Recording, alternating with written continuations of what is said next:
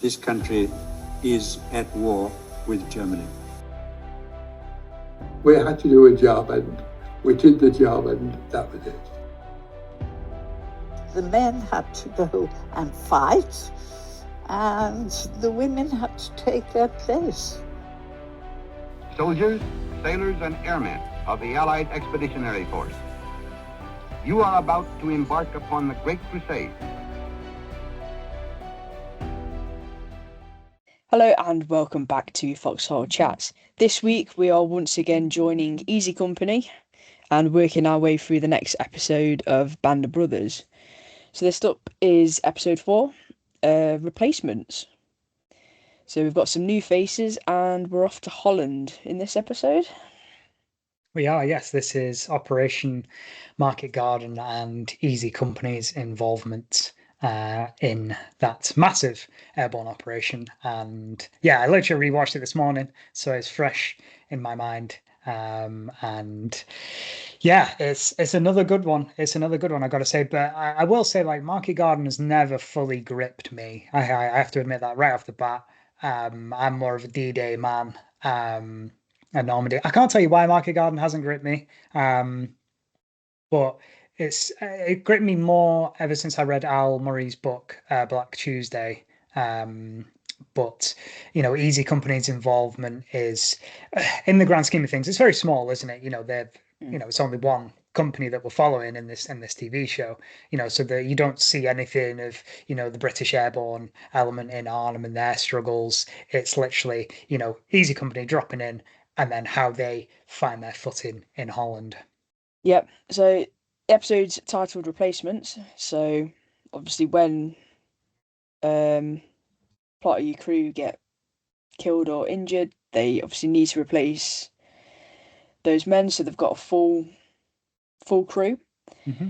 So I found a lot of soldiers then made friends with the people from their hometowns and home states. Yeah. There were a lot of young faces. Very young faces. Yes. Yeah, I think I think nowadays, anytime anyone rewatches Band of Brothers, or if they watch it for the first time, they go, "Oh my God, that's such and such a body. They look so young," or "He's so young there." That's probably the most uttered phrase whilst watching Band of Brothers. Yeah. I think, yeah. So obviously, yeah, we see a young James McAvoy, don't we? Yes, yeah. Yeah, there's a lot of surprise in this episode, with actors popping up that you wouldn't expect, and as well, like the subject matter as well, because obviously, like I said, we see them drop into Holland and then they move into Eindhoven and they're greeted with adulation, you know, as the victors, and they've kicked out the oppressive Germans. But then there's a bit of a dark tone in this episode, isn't there, with the women in Eindhoven. So obviously, dropping into Holland, they want to end the war by Christmas. That was like the main idea behind it. So in the previous episode, when they were back in England, we see Malarkey and Moore, Yes. I think it was. Yes. Driving the motorbike through the streets of, I'm guessing probably was meant to be Oldbourne. Yeah. So a little story behind that motorcycle. It was stolen. So when Easy Company got back to Utah Beach to be sent back to England, Moore asked Compton if he could take it back with them. Compton went, "If you can get that on board the LST, then fine, do what you want." Yeah. Malarkey and Moore then rode the bike back to Oldbourne instead of taking the train with the rest. So they stole this bike from Utah Beach and drove it all the way back to Oldbourne.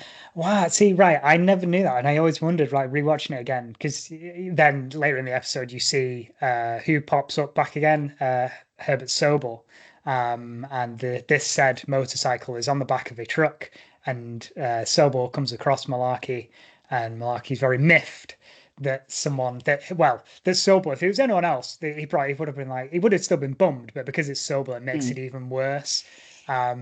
So I never knew that. I was like, oh, he's got busted.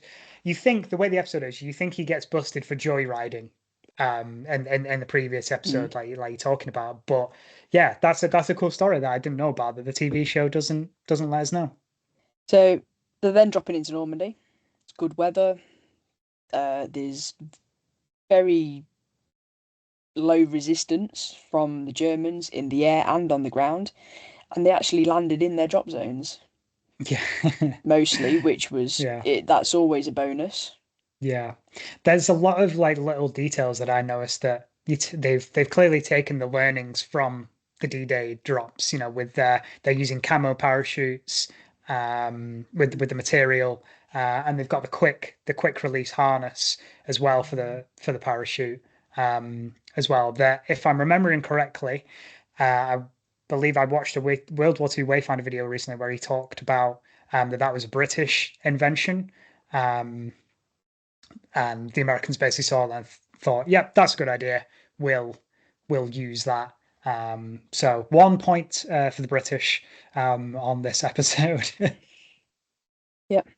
So the Americans and everybody are working their way up through Holland. They're liberating Dutch communities, and it's Eindhoven we see firstly. Yes. Yeah. So everybody's in the streets celebrating, the camera pans round, and there's a Babe Heffron sat Yes. in his chair having Yeah. a whale of a time. Yeah. So this is the actual, for people who maybe don't fully know. Yes, the actual Babe Heffron, the World War II veteran who served in Easy Company, is in this episode very briefly. Got a very brief cameo. He's kind of in the foreground, and it's when somebody's trying to get Floyd Talbot. He's how can I put this PG-ly? He's oh God, I can't think. How can I phrase this? What was he doing? He's saying hello to a lady from the Netherlands, very passionately.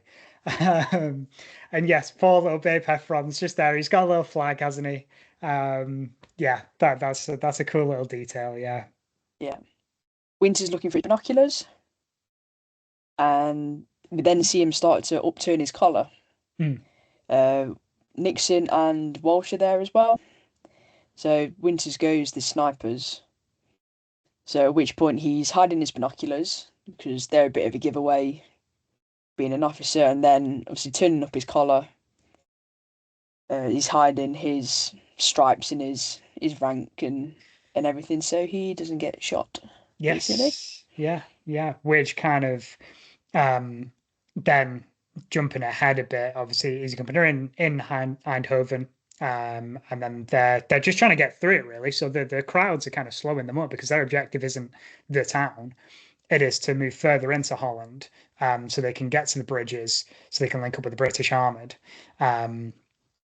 And then we kind of see a shot of the tanks, which this is a bit of an inaccuracy that I only found out about the other day, actually, that in the shot you see it's a combination of Cromwell's and Sherman's, which wouldn't necessarily happen, would it? It would be just Sherman's or just Cromwell's. It wouldn't be a mix. But anyway, that's a nitty gritty. Oh, well, actually, did you know? But anyway, in this shot, you see the tanks, and there's an officer that I don't think we really know the name of him, but he kind of goes ahead of the column of tanks and paratroopers. And he's there, and he's got his binoculars, and somebody makes a joke of, "Oh, get a load of General Pan." And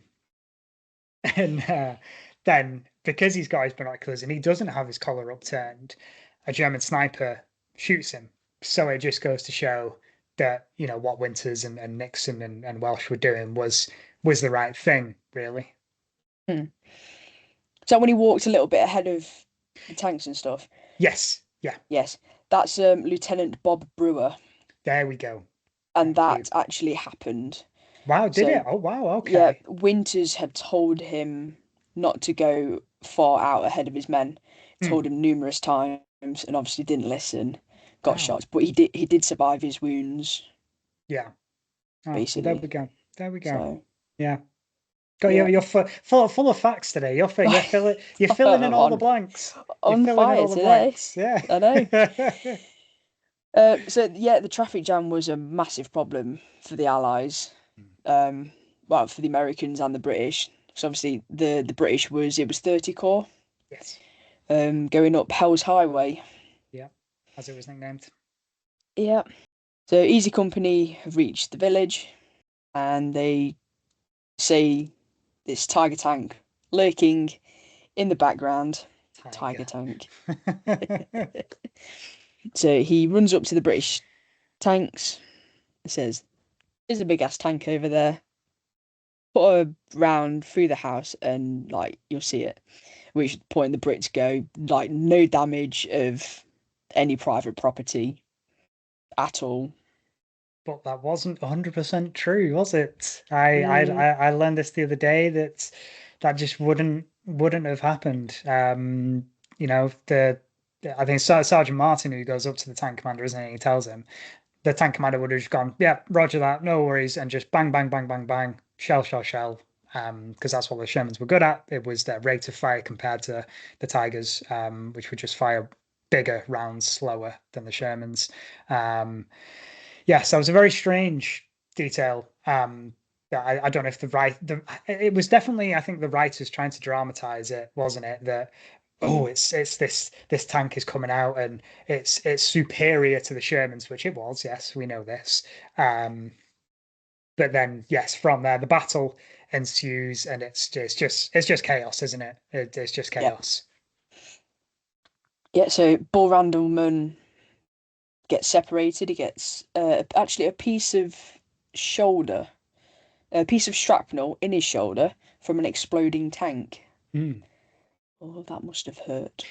Yeah, and then you see later, he's kind of separated, isn't he? He hides, and Easy Company retreats, and he then comes across whether it be a farmer or just someone who lives in the village, and yeah, he's got a piece of shrapnel on this person, this farmer local, is trying to take it out of his back, and I was watching this morning thinking, oh my God, like this, Bull Randleman must have been hard as nails, because then he just hands him his bayonet, doesn't he? And he's like, just take it out with that. Just do it. I'm thinking, oh, I'd be screaming my head off. I think anyone would, but clearly they were made different back then, weren't they? Certainly were. His kit, some of his stuff, is at the D-Day Collins Museum in Normandy. Oh, really? I believe. No way. Oh, cool. Oh, that's cool.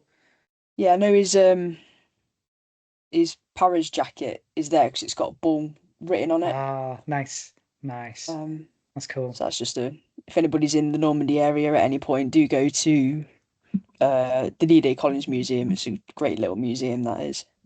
But anyway, back to the episode. Nixon has a close call.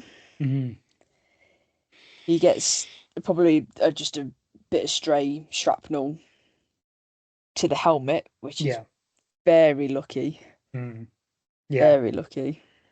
We see the Germans coming down the road, and that just shows that they still had some fight left in them. And I think the Allies learned that the hard way at Market Garden, didn't they, really? Yeah, well, you kind of hear Winters earlier in the episode saying, and the intel is that, oh, it's just old men and kids that are left in Holland. You know, the main German army has kind of pulled out because they knew the Allies were advancing. But that turned out to be bad intel, very bad intel. Even though, go on. They got some of the intel from the Dutch resistance.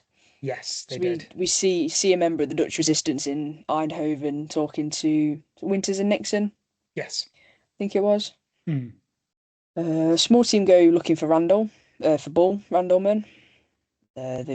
He makes his way back to Easy Company, so he's okay. He lived until 2003. Yeah. So he managed to see Band of Brothers when it came out. I think. Yeah. Would have done. Yeah. And it finishes the episode off with Eindhoven being bombed. Yeah. Still full of Allied equipment. Yeah, you got to think of that, haven't they? Yeah, because they thought they had it. They thought it was theirs. And